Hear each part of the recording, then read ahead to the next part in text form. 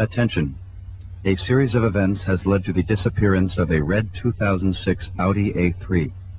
If you have any information regarding its location, please contact Audi of America immediately at audiusa.com/A3 or call 1-866-OK-RECOVER. This car is equipped with dual clutch DSG, open sky system, Audi Nav Plus, and 2 SD card slots. Thank you. I come from a class where car culture was lit. Okay, maybe I'm making myself feel a little old here. But the thing is that Audi, of all the brands, really used to be like the pinnacle of technology and innovation. And I'm talking completely off the cuff here.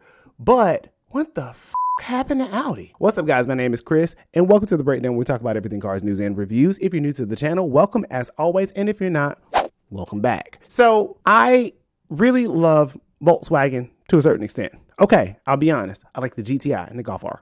I just came to dance for y'all, that's all. And maybe the manual Jetta, possibly. But Audi, especially during my childhood, was a really, really, really big thing because it was such a technological marvel. And everybody remembers the LED headlights like being the top thing for Audi. Now, Audi since the 1980s has been on a bit of a rocky ride, with the Quattro introduced in the 1980s and then being the opposer to what was Mercedes and BMW as the front-wheel drive option or alternative to German luxury.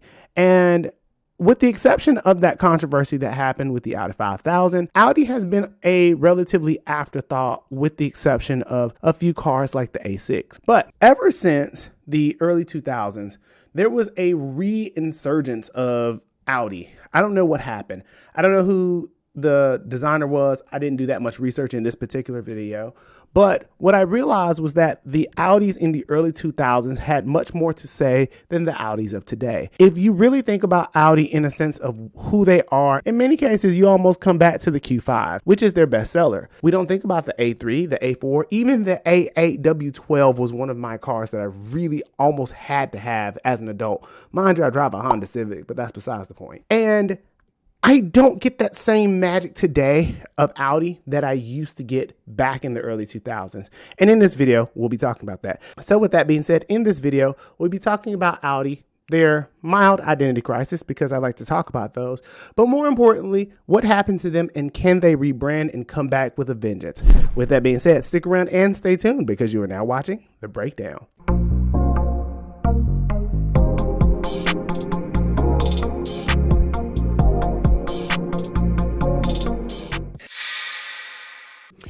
Okay, so Audi is Volkswagen's luxury division. And if you have not been keeping up with Audi in the last 10 years, I really don't blame you. There's something to be said about the design language not being as striking as it once was 20 years ago.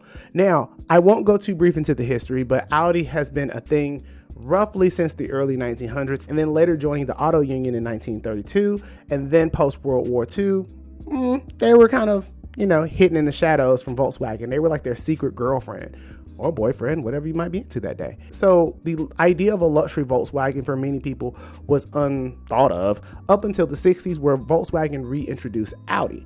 Now, for 20 years up until the 80s, nobody really paid attention to Audi. But with the introduction of the Quattro system, it really changed the way that people thought about Audi and a luxury Volkswagen in itself. And the difference between Audi versus BMW is that Audi is more front-wheel drive structured versus Mercedes and BMW being rear-wheel drive. Now, that does not go without saying that Audi is a very, very, very nice vehicle in comparison to many on the market.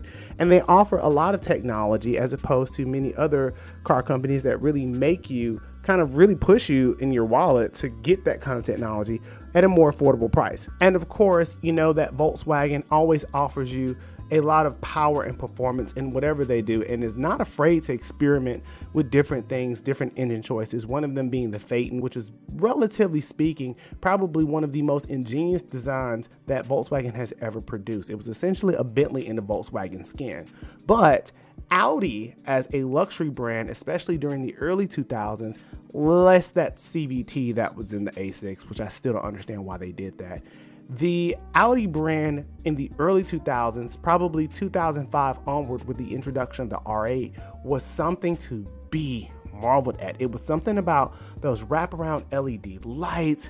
They just looked so good inside, simplistic. It was very clean design, and nobody could touch that design. I remember wanting an A3 in specifics because I like luxury cars, but I don't like to pay for them. And so I always like the budget-friendly luxury cars as opposed to the non-luxury cars. But anyway, the A3, RS3, RS6, RS4, Avant, even the All-Road was one of my favorites, and there's such a portfolio. There was something about the mid-2000s Audis that really had character. And during that time, it seems as though that if you fast forward today, nobody really thinks about it. Now, I have a few theories of why this is, so if you're still paying attention to this video, you might get a glimpse of what I'm thinking, which I'll eventually reveal. But part of the reason why that is because ever since Audi has invested a lot of money into the electric vehicle space, they've really kind of like shot themselves in the foot. Nobody expected EVs to be a backtrack or a just kidding. And a lot of car companies begrudgingly invested into EVs. And unfortunately, Audi and Volkswagen Group were one of the first people to really go heads over heels. Now, the Volkswagen side has been doing slightly better with their EVs, but the people that are really killing it at the moment would be Hyundai and Kia. I have to say, between them, Tesla, as well as BYD are like our top three contenders when it comes to the EV space. But I think that Hyundai and Kia have made it more affordable, and Volkswagen also with their ID4, which is incredibly popular. But the real thing is that Audi and their e-tron line have not fared as well. Now, you could argue that it is something about an EV, you could argue that it's something about Audi, but the reality is that many people simply cannot afford the EVs, let alone a luxury EV. And the introduction of EVs and the investment into the Chinese market has made it a lot more troublesome for the Audi brand, particularly because they've been losing a lot of market share, obviously to Tesla, but more importantly, BYD. And I love Audi, I do. Okay, maybe not love, that's a strong word. I like Audi, but I do think that the investment or overinvestment into EVs could have been structured a little bit differently, and they really could have done a better job. The other thing is that the design elements of Audi since the early 2000s has simply not changed. Now, it could be attributed that in most cases, Audi is pulling a Rolls-Royce, which would coincide with BMW, in that many German cars don't do dynamic designs per se. They evolve their designs with redesigns. And so that was a fresh take, especially back in the mid 2000s.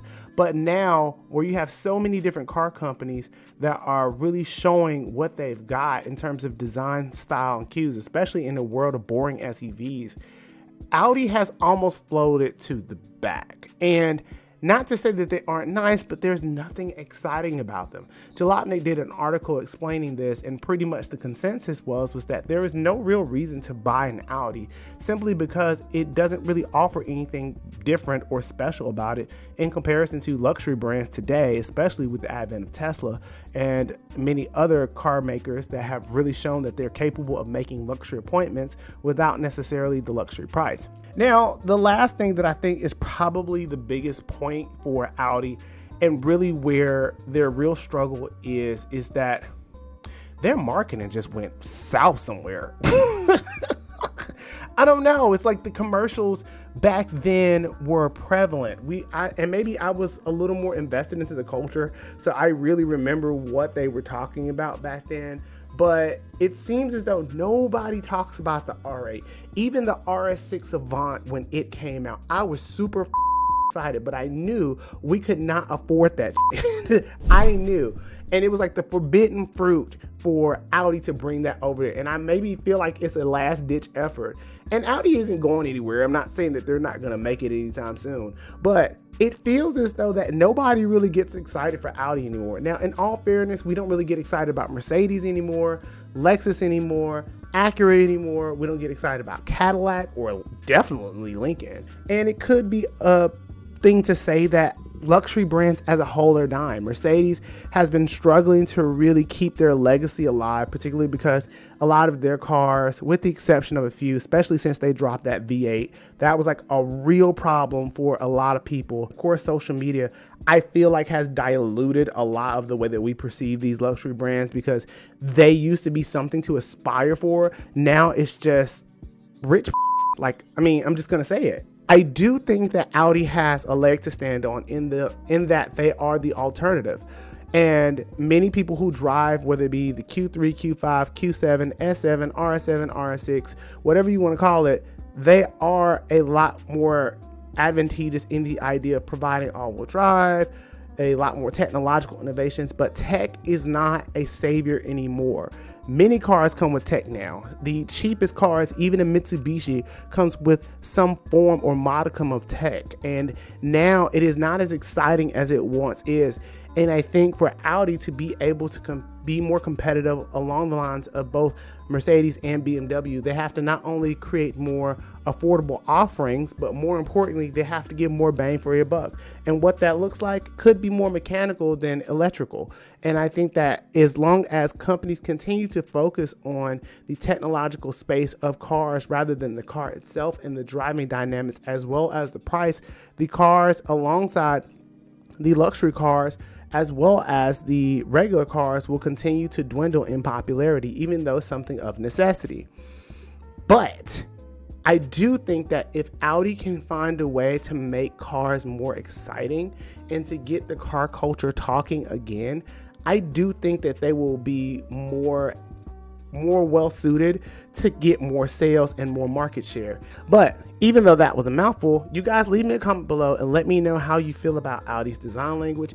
If you feel like they can come back from the slumps of being a forgotten brand, or if you feel like they're pretty much done in the dust and only at some point will they continue to be outshadowed by their German rivals. But with that being said, if you like this kind of content, feel free to stay tuned, click like and subscribe. It means a lot to me.